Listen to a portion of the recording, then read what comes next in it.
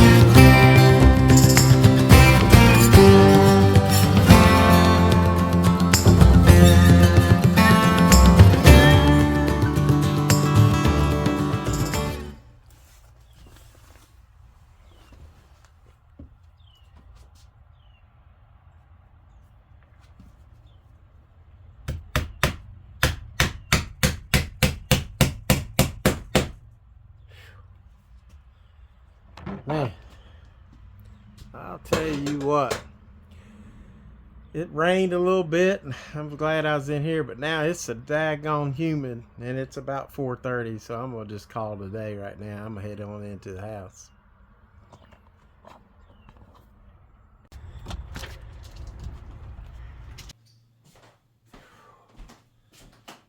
I'll tell you what, on a day like today, working in that building, trying to get my, my storage building turned into a studio.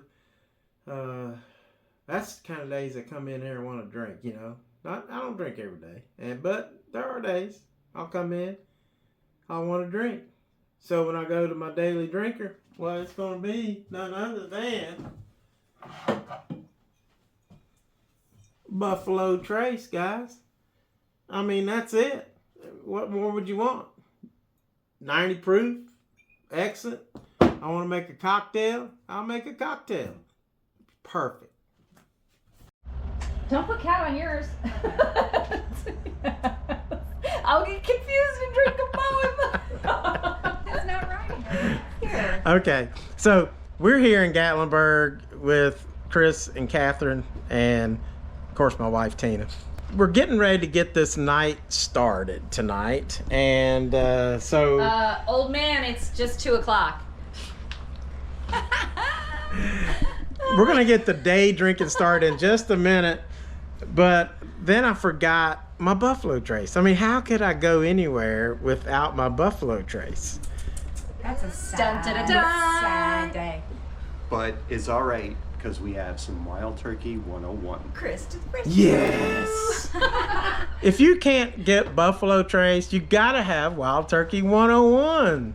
So let's get this day drinking started. Woohoo! Cheers, everybody. Cheers. Woo, woo, woo. Hey, look at her face. Oh my God, she's aged so much. Like I have. Honest to God, I've aged like 5 years since we had Trixie. Honest. It's like having a child at 40. It is just like that. You get no sleep.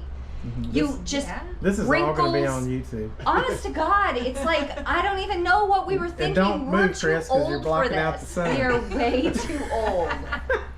It really is. It's worse than having a kid. There's another Because nobody face. wants to watch your dog. Everybody wants to watch your kid, there's Mr. right? Handsome right there. Chris, Chris needs It to has eat. been a long time. Do you want me to get that Time out to We of eat. need all food, that. Chris. except for liquor. I had some. Chris didn't eat. I made a Wild whole Turkey pasta 101, baby. It was Cousin extenuating P-Vine's favorite. circumstances. Yeah, It wasn't just for no reason. I know. Tell me how that tastes. Gosh, that is so sweet. It really is sweet. And it's like a little tad of oakiness, a lot of spice. Spicier than I've ever. They must have kicked the spice up on 101. Spicier than I Cathryn? like that. You used to try it. I'm spicy. Well, I don't know. She pretty dang spicy. Or your live stream. We're gonna ride with you no matter what. That's right. So we're going to drive. Because I'm over tired of to hearing her complain our about it. hotel, right? Yes. How dare you, sir? You are on my shit list now. To your hotel room. Take your McKenna. And your turkey. She's got wild Maybe we turkey. should bring. Wow. Okay, Turkey. I'm the guy with the bourbon channel, and Chris has more bourbon than I've ever even Is the drank. bourbon Well, master I live here. in Kentucky, so. He does. That is right. All right, I'll grab a suitcase. And he drinks. I'm gonna So, since Google knows pretty much everything and everything that you do, we better ask Google, what is a hipster? So let's see. Hipster. It says a person who follows the latest trends and fashions in clothing and lifestyle, especially those regarded as being outside the cultural mainstream. Do we even have a cultural mainstream anymore? This country's so like, I don't even know. But anyway, it also says that a 21st century hipster is a subculture. Fashion is one of the major markers of hipster identity. Members of the subculture typically don't know they're in the subculture. They don't identify as being a hipster. And it's also a pejorative for someone who is pretentious or overly concerned with appearing trendy. So also it says that, because I'm an English major, but I don't know if I've ever written the word pejorative or spoken the word pejorative until today. So let's see what it means. I looked it up on Google because, like I said, they know everything. And they know everything that you do and where you've been and what time you went there and when you're not and all kind of stuff. So it has negative connotations. So if you say, man, he's really pejorative, that would be, I've never heard anybody say that, but I've heard the word.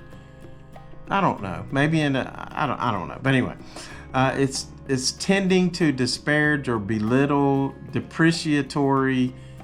Examples are the captain has come under fire for making pejorative remarks about teammates. Yeah, he's belittling his teammates. And then people, we all know pretentious people, and that's somebody that's feels they have, or you feel that they have unwarranted, exaggerated importance. They think they're more important than, or let's just say they think they're more importanter than you. All right, I'm here with Chuck Wright. He's going to tell me, I'm going to ask him a question. What is a hipster, Chuck? I'm thinking a hipster is like maybe somebody that lives off the land, or somebody that, dresses with tie-dyed, or, just kind of grows their own maybe vegetables or fruits, or, just kind of in that nature. Yeah, weeds and stuff. That's what I think of a hipster. There you go. Yeah. That's awesome. Yeah. That's awesome. Great answer. Yeah. All right, I've got Junior here. He's going to tell me what he thinks a hipster is. I think a hipster is somebody that lives off the land, is into like natural medicines and organic foods, and pretty much doesn't depend on factory made foods. And I think it's somebody that wears tie-dyed and beads and dreads and long hair and enjoys good folk music. And so yeah, that's what I think a hipster is. Oh gosh, all that stuff. I might be a hipster. Didn't even know it. But you know what? When I think about it, where did the term hipster originate from? And actually, it originated from the Prohibition era, when these guys, the term actually started when these guys would bring flasks and wear these little flasks on their hips full of bourbon, which was against the law. These guys were known as the hipsters. So they were bucking the trend, carrying their whiskey on their hips during Prohibition. And kind of like that's what hipsters are doing now. I think there's some bottles that I feel like they're kind of bucking the trend and going back to like some blends and things like that, batches, because the big craze is kind of like single barrels and so forth. And one of the best, what I consider a hipster bottle, is this 2XO. They are doing some really cool stuff, and with Dixon Deadman at the center of that stage, what a great blender he is. I also think this is a bottle sent to me by one of my Patreon members, Origin, Dragon's Milk Origin, and that is definitely a hipster bottle, unique flavor. Oh, and by the way, the 2XO was given to me. This bottle was sent to us by Bill Coleman. And then I think here's another one that I think is kind of like a hipster bottle that I picked up in Bardstown, Kentucky at Evergreen Liquors, and that's RD1. They're doing some great finishes, really cool blends. I think that's really cool.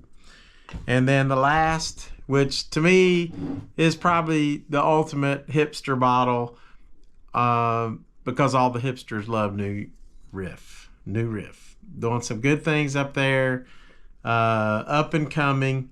And I liked New Riff before New Riff was cool. I've had some stuff for a good while now.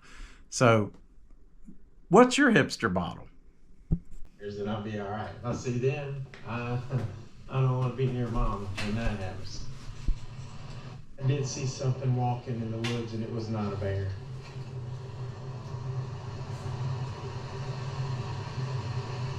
It was on two legs.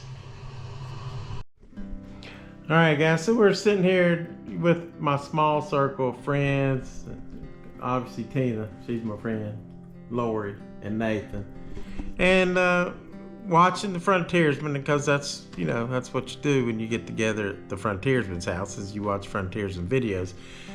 And then when I'm with my small circle of friends, I always drink Buffalo Trace.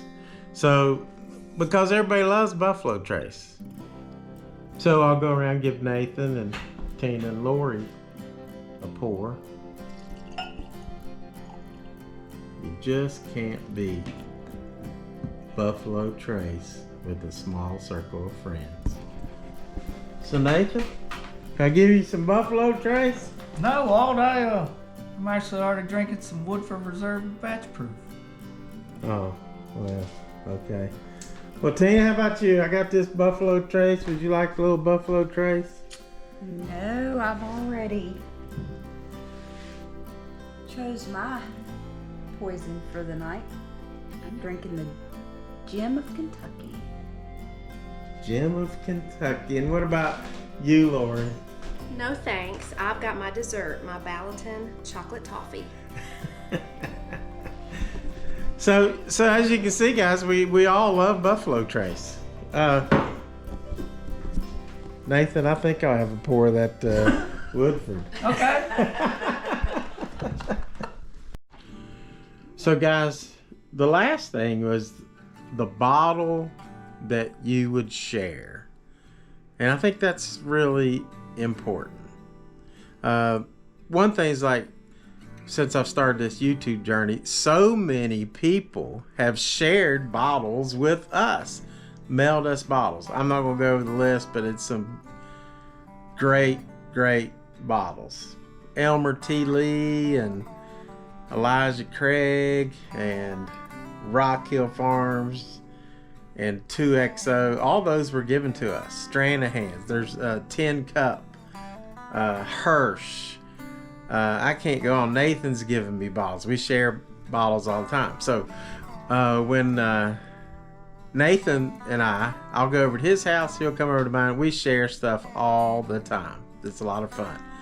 So, but what are me and Tina's favorite bottles to share? So, I'm going to let Tina go first. What bottle, Tina, do you want to share with people when they come visit? Well, it's one of my favorites, and it may not be a surprise to a lot of you, but I would like to share Russell's Private Barrel Selection. It is by far one of my favorite, and I want everybody to enjoy it. And that's a single barrel store pick from Total Wine that she found crawling on the floor. Yeah, that has something to do with it too. It was a special treasure. Special hunt. And that is so good. So we have to be careful who we share that with. That's right. And then for me, I've got two because I can't ever decide on stuff. So the first one is the Blue Run High Rye. And that stuff is just so good. Blue Run High Rye. I love high ryes, and that is one that most people don't have, and I want them to try it out and then just be amazed at how good it is. And the other one, which you never find Frey Ranch here in Virginia, and they could also be like a hipster bottle because it's like an estate distillery. They grow everything on their own. It's Frey Ranch. Frey Ranch. This is a single barrel, and it's also a store pick from Total Wine, and this stuff is so good, so unique.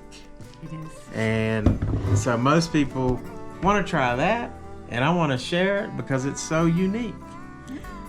And there it is. That's my five, or my take on the 5 bourbons for every occasion. I hope you enjoyed watching this. It was fun. Yes. Took me several weeks to make. But it was fun. Yeah. So until next time, we got some more videos coming soon. So make sure that what do you do, Tina? Like, share, and subscribe. There you go. And always keep it squatchy.